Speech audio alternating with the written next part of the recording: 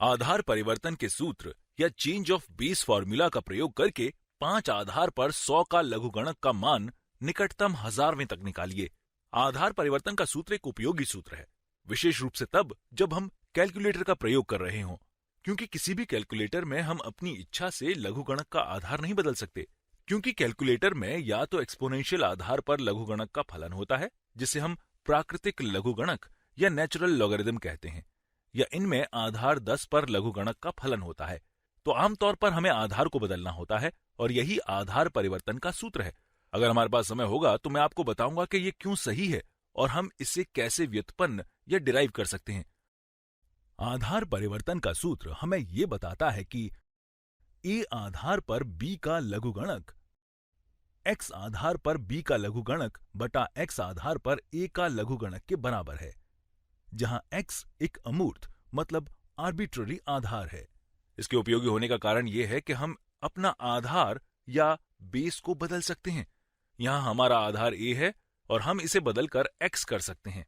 इसलिए अगर हमारे कैलकुलेटर में x का आधार कोई फलन है तो हम उस आधार में इसे बदल सकते हैं। आमतौर पर यह एक्सपोनेंशियल या 10 आधार ही होता है, तो यहां 10 आधार का उपयोग करना आसान होगा। और आमतौर पर अगर हम इस तरह से लघुगणक लिखते हैं, यानी अगर हम केवल x का लघुगणक लिखते हैं तो इसका मतलब 10 आधार पर x का लघुगणक ही होता है, और अगर हम x का प्राकृतिक लघुगणक लिखते हैं तो इसका मतलब एक्सपोनेंशियल आधार पर x का लघुगणक ही होता है, और निश्चित रूप से एक्सपोनेंशियल का मान 2.71 इत्यादि होता है, या यूं कहें कि दशमलव के बाद अनंत संख्याओं तक होता है। चलिए अब इसे प्रश्न में प्रयोग करते हैं। यहां हमारे पास 5 आधार पर 100 का लघुगणक है, तो इस गुणधर्म यानी इस आधार परिवर्तन के सूत्र से हमें यह पता चलता है कि ये 10 आधार पर 100 का लघुगणक बटा 10 आधार पर 5 का लघुगणक के बराबर है। और वास्तव में इस ऊपर के भाग को हल करने के लिए हमें कैलकुलेटर की भी जरूरत नहीं है, क्योंकि यहां 10 आधार पर 100 का लघुगणक है। हम इसे इस तरह भी कह सकते हैं कि 10 की घात को कितना बढ़ाने पर हमें 100 मिलता है, तो ये हमें 10 की घात 2 करने पर मिलता है, तो ये अंश या न्यूमरेटर 2 के बराबर है। अब ये सरल होकर 2/10 आधार पर 5 का लघुगणक हो गया है, और अब हम कैलकुलेटर का प्रयोग कर सकते हैं, क्योंकि कैलकुलेटर में लघुगणक फलन आधार 10 का लघुगणक है। तो चलिए कैलकुलेटर निकाल लेते हैं, और पहले हम इसे मिटा देते हैं।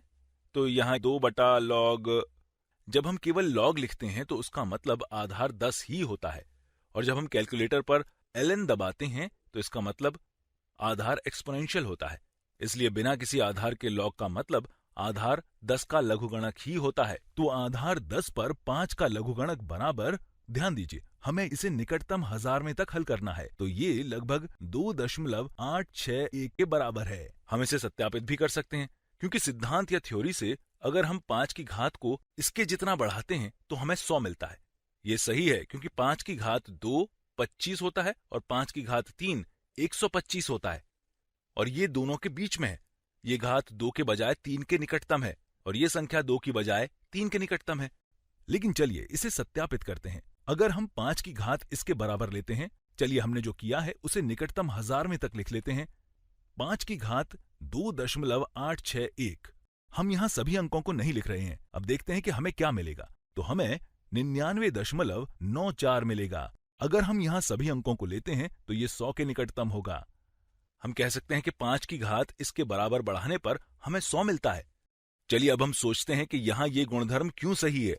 तो अगर हम ए आधार पर बी का लघुगणक लिखते हैं, मान लीजिए ये किसी संख्या के बराबर है, मान लीजिए ये सी के बराबर है, तो इसका मतलब ए की घात सी बराबर बी है।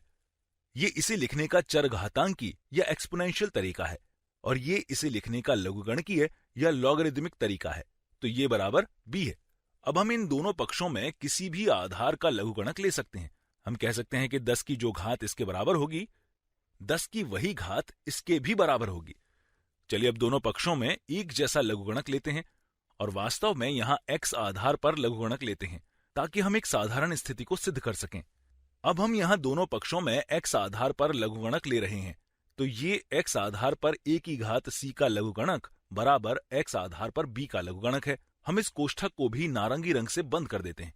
यहां लघुगणक के गुणधर्मों से हम जानते हैं कि a की घात c के लघुगणक को हम c गुणा x आधार पर a का लघुगणक भी लिख सकते हैं, और ये बराबर x आधार पर b का लघुगणक है।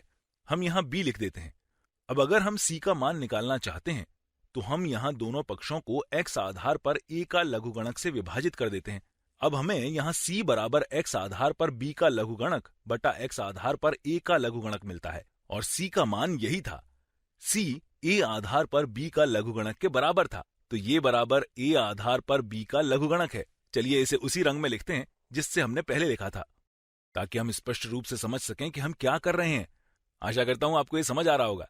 तो c बराबर x आधार पर b का लघुगणक बटा x आधार पर, हम यहाँ दोनों पक्षों को इससे विभाजित कर रहे हैं, तो ये बटा x आधार पर a का लघुगणक है। हम इसे यहां से कॉपी और पेस्ट कर सकते हैं। ये c के बराबर है। हम इसे इस तरह से परिभाषित करते हैं। चलिए इसे कॉपी और पेस्ट कर लेते हैं। तो ये भी c के बराबर है। और अब हमने इसे कर लिया तो हमने आधार परिवर्तन के सूत्र को सिद्ध कर लिया है। इसलिए ये a आधार पर b का लघुगणक बराबर x आधार पर b का लघुगणक बटा x आधार पर a का लघुगणक है। और इस उदाहरण में a 5 है, b 100 है और हमने जो आधार लिया था वो 10 था, यानी x बराबर 10 है।